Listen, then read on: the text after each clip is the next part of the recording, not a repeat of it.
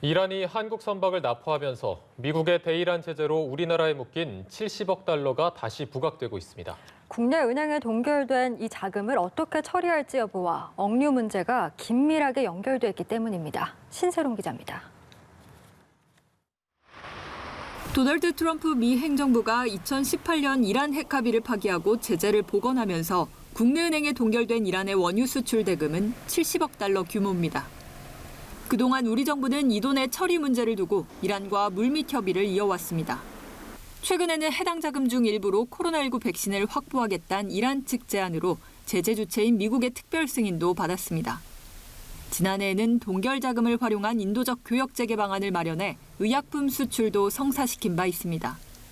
문제는 동결 자금 처리 방안 논의를 하게 될 양측 고위급 교류를 목전에 두고 이란의 한국 선박 납포 사건이 일어난 겁니다. 최종권 1차관의 이란에 대한 방문 문제는 이 동 선박 억류 사건과 별개로 오래전부터 이란 측과 상호 소통을 통해 추진되어 왔던 내용입니다. 이란 정부 대변인이 인질범이 있다면 한국 정부라며 70억 달러를 언급한 것은 동결 자금을 둘러싼 협상에서 우위에 서기 위한 포석이란 해석이 나옵니다. 이란의 입장에서도 지금 굉장히 그 70억 불에 대한 다급함을 이렇게 보여주는 것이라고 좀 생각이 될 것 같아요. 실질적으로 이제 작년에도 한 세 차례 정도에 걸쳐서 다른 국적선사의 선박을 억류하는 경우는 종종 있었는데요. 좀 염려스러운 거는 시간이 빠른 시일 내에 해결이 되지 않았다는 것입니다.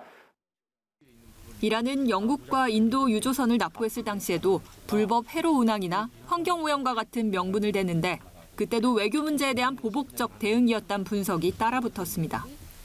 이란 입장에서 보면 백신 대금과 의약품 수출은 전체 동결액의 극히 일부에 불과한 만큼 근본적인 해법이 필요했을 것으로 보입니다.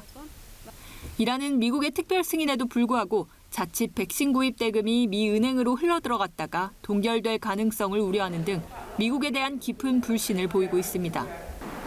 케미오를 둘러싼 한국과 미국, 이란의 이처럼 복잡한 관계는 사태 해결을 쉽게 낙관하기 어렵게 하는 요인입니다. 한국 정부의 노력에 더불어 미국과 이란이 근본적 관계 개선을 위한 대화를 해야 해결의 실마리가 보다 빨리 풀릴 수 있다는 분석이 나옵니다. 연합뉴스TV 신세롬입니다.